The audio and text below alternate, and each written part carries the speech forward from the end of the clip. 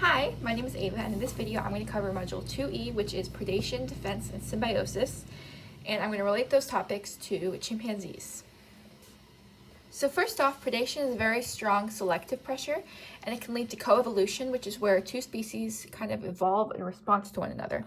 So an example of this can actually be seen in a study from the University of Basel with chimpanzees and red colobus monkeys.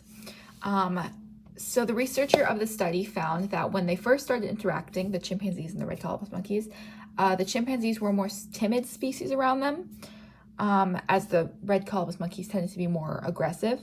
However, as the chimpanzees started to hunt the colobus monkeys, you could see a coevolution.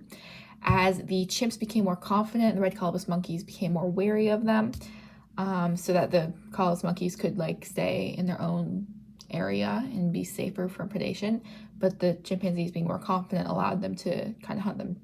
So it's pretty cool. Also, predator-prey population size tends to respond to each other, as seen in this graph. I couldn't find one with chimpanzees, so this is a very common example of hares and lynxes. And as you can see, as the hare population goes down, the lynx population also goes down as their food source depletes. But then the hare population goes up because their predators go down, but then the lynx population goes up because they have food, and this continues on and on and on and on. So next up, we have defenses against predation. The first is chemical, which is where a species will use some sort of chemical defense, be it tasting bad or being poisonous or expelling something to deter predators. An example of this is that many plants in the rainforest, where chimpanzees live, will have tannins, which is a molecule that is very difficult to digest, and it's found in unripe fruits, leaves, bark, etc.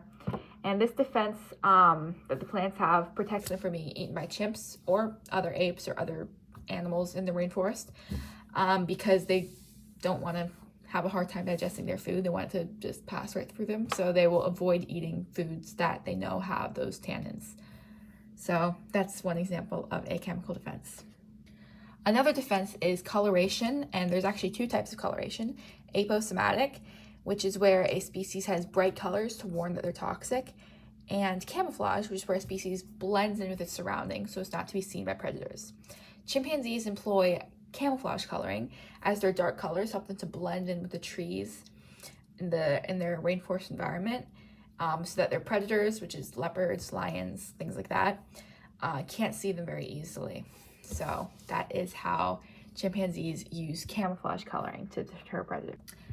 Finally, the last defense that I'm going to cover is mimicry, which is where a species will mimic another as a defense mechanism. There's two types of mimicry: Batesian, which is where a harmless species will imitate a harmful one so the predators don't come for them, and Müllerian, which is where a less harmful species mimics a more harmful species.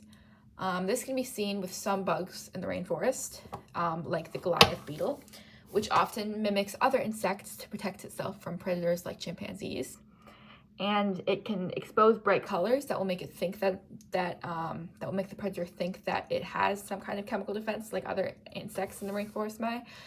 And in reality, it's completely harmless. That's an example of Batesian mimicry, where a harmless species mimics a harmful species to deter predators. So the last topic for this module is species interactions, symbiosis. There's several different types of species interactions you can talk about.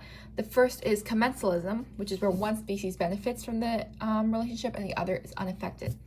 So you can see commensalism with chimpanzees and trees, where chimpanzees benefit from the relationship because they get shelter, they can hide from predators, etc. But the tree isn't really affected at all by the relationship, because they're not being harmed, they're not benefiting, it's just completely neutral on the tree's part. The next type of species interactions is parasitism, which is where one species benefits and one is harmed. So you can see this with chimpanzees and lice, where the lice kind of infect the chimpanzee and feeds off of its blood.